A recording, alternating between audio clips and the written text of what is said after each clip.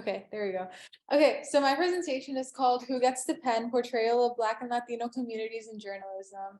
And it's kind of self-explanatory by the title, but I'm basically going to be talking about how Black and Latino communities are represented in the media. And yeah, so. Okay, so what I'm going to be looking at for this presentation is the war on drugs. There's so many different events where Black and Latino communities are kind of like the focal point. But this is the one I chose because I think it's like very representative of overall trends I've been noticing. And so I'll just provide some quick facts on the war on drugs. So it happened from about 1970 to 2000. The reason why I put an asterisk next to that is because that's the time that it's commonly regarded to have happened, but it did kind of start before that, and you can argue that the effects of it still last to this day. So there's no real end, there's no real beginning, but the commonly regarded beginning is marked by the Controlled Substances Act under Richard Nixon's administration. So that happened in 1970.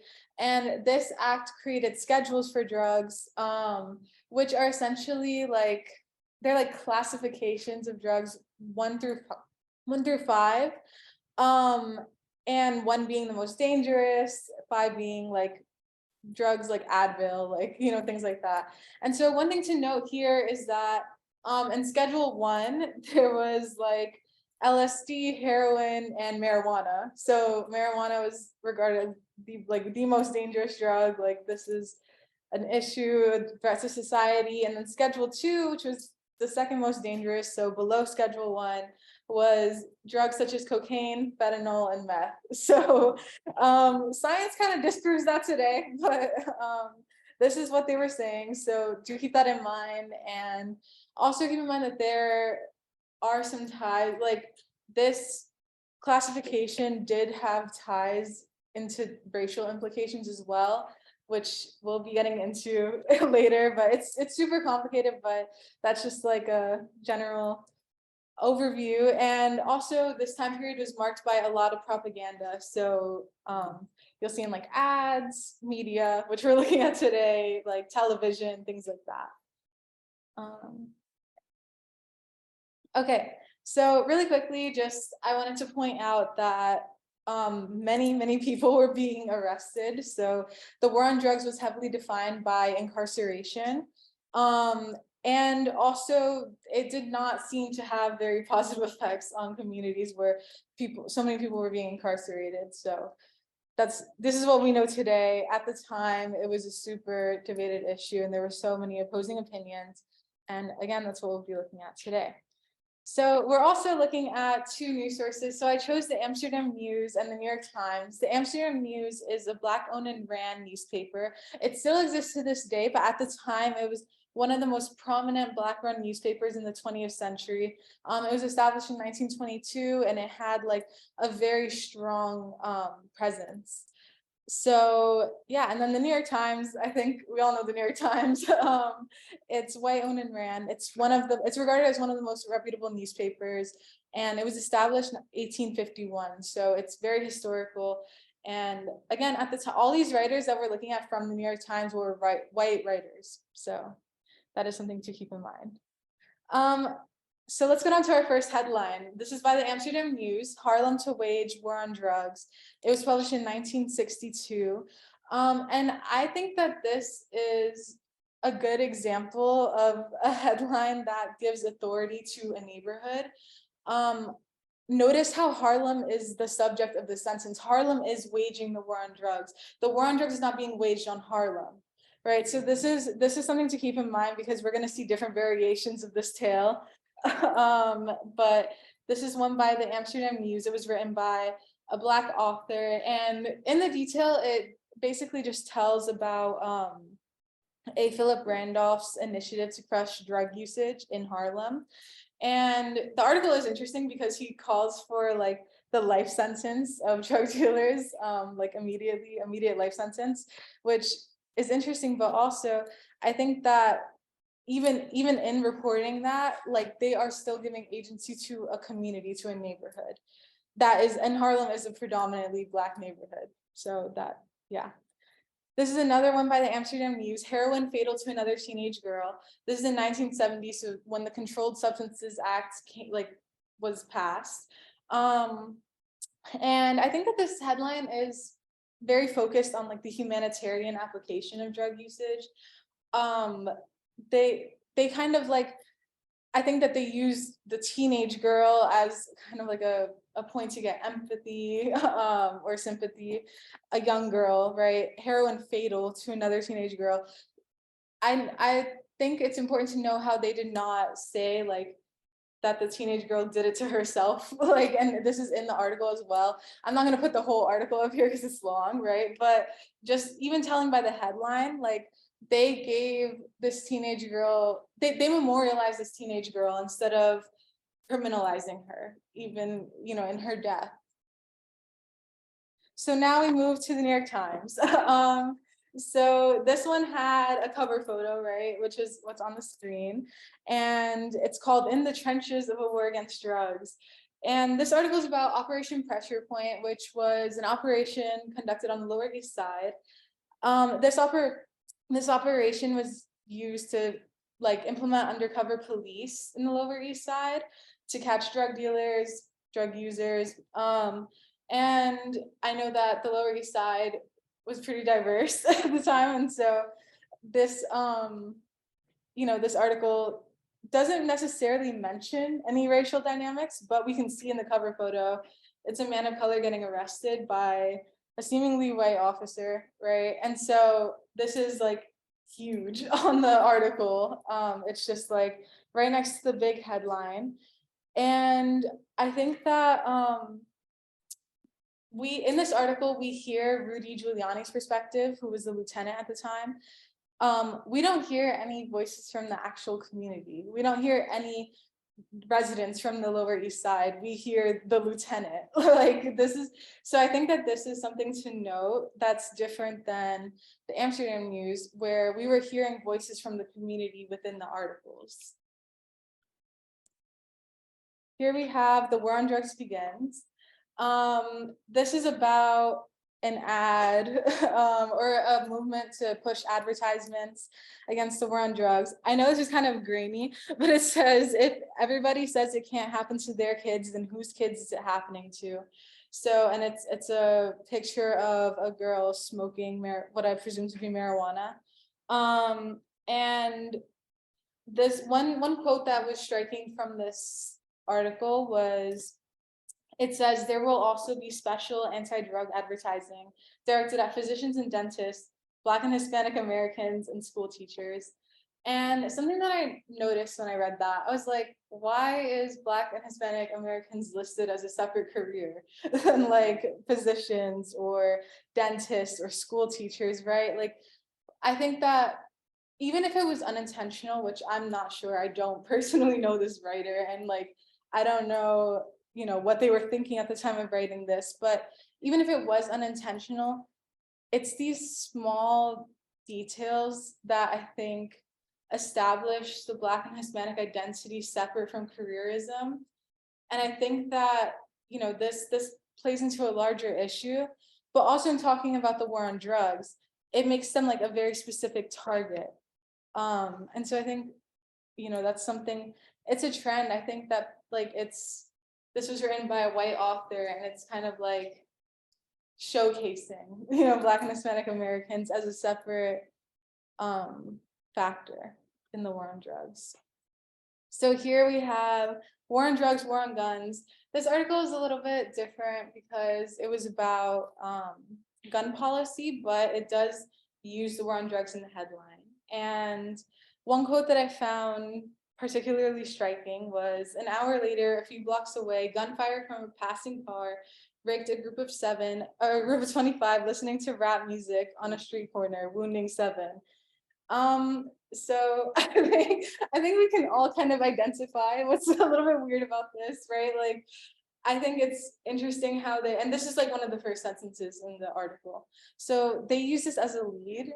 And I think they wanted to kind of paint a picture of a big group listening to rap music on a street corner, right? And like, I think that and this was also, again, by white writers. It's the New York Times, 1988. And I think it's really interesting how they do that, because even if they did just want to paint a picture, right, they probably wanted to entice readers, to get people to read the article. However, they did it at the expense of Black Americans, because this is an image that's going to be associated with Black Americans, just by nature of it being rap music, right? Like, and I think their audience, it's important to keep in mind who their audience was. It was likely white people reading this article and being like, oh wow, like this is such an urban issue.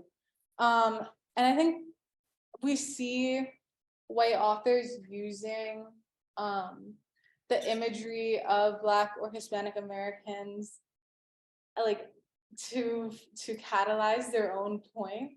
But I think that it's, it's at the expense of the communities that they're talking about. So that's obviously not good. So now we move on to a different era. So it says, there's no justice in the war on drugs. This article is by Milton Friedman. He's an economist who's known for his economic policy, but also because he was very progressive for his time and for his privilege. And he says, like, can our laws be moral if they have so racist an effect? So here we see the New York Times starting to call out the racism within the war on drugs explicitly, and starting to acknowledge the dynamic of race without just alluding to it, and kind of perpetuating the stereotypes that were created by the war on drugs. And I think that this is interesting because at this time, people started to see a shift. Like in my research, like when I was researching the war on drugs, people were saying like, yeah, there was a general like social shift in the viewing of the war on drugs, or the reception of the war on drugs. People started to realize it was racist, right? But I think when they say people started to realize it was racist, it was like white people who had this platform in the New York Times and in places like that. And I think it's really interesting how we define the progressiveness of our society and like the social progression of our society by white people deciding it's time to come around for them. And so I think that that's something that, again, is a trend in multiple forms of media. I'm just looking at the war on drugs here, but this exists in affirmative action. It exists in, other, like so many other places, like the debate around the border, climate change was affecting communities of color, marginalized communities so much. And in the media, it was kind of portrayed like, oh, this is kind of iffy when Al Gore first released the documentary on it. But eventually it became like, oh yeah, like climate change is real, guys, like for sure. And, so it's that, I feel like our social progression, again, is really defined by the voice of the privileged. So now, like looking forward, I think there's so many things that we can do, so many small things, but here are some 3 general things. So I'd say reframing bias as expertise is one. During this research project, I was talking to a few journalists and journalists of color, so prep alumni, and they were saying that, if a veteran, if someone's writing a story about a war and, there's a veteran in the newsroom, the veteran is looked to as an expert. But if someone's writing an article about abortion rights and there's a woman in the newsroom, they're looked at as biased. And so I think that relates to this topic and what we've seen here, because the Amsterdam News was not regarded as reputable as the New York Times, and it's not to this day regarded as reputable as the New York Times. And it makes you wonder why, because I think that their articles they were publishing had facts in it, it had numbers, it had statistics, it had voices from the community, but still it was not regarded as reputable. Whereas the New York Times was literally only including the perspective of the police chief or of the mayor. And it was regarded as so reputable and like the end all be all of facts. And actually, I think that people compare news sources to the New York Times to determine if that news source is reputable. And so that's a problem of its own. But I think that ties into my next point about increasing media literacy. So I think, just because it's the New York Times, just because it's the Washington Post, the LA Times, like, because it's any of these, that does not mean that the article is reputable. The news source is comprised of its writers, right? So, not saying that you have to research every individual writer that's writing these articles, but I think that it's important to not just take someone's word for an issue. So especially if you're looking at a huge issue like the war on drugs, right? Like if I was to read one of these articles, if I was to read like In the Trenches of the war on drugs by the New York Times, and only that article, I would have gotten such a different perspective than if I was to read all of these articles combined, right? And so I think that that's something to keep in mind. Also supporting Black and Latino journalists. So I think like if you know of a journalist that's reporting on an issue within your community, I think, and like that, let's say they're reporting on, NYCHA and like not having water, right? And that your aunt's friend like lives in a projects and like she hasn't had water for like however many days, like get them in contact with that person. Like, they say that journalism is all about connections, it's all about who you know, but who you know does not have to look like the president of the United States. It can be like, just someone, like a random person that just happens to have a connection to this issue. And I think that overall some trends that I've noticed is that like articles written by Black and Latino people about Black and Latino communities tend to be more informed because we know who to reach out to. We know who to get, who to get this information from and who has hurt the community and who has like helped the community and how many different, we know of the different perspectives that are existing, the different arguments, and it's like such a complicated issue like this.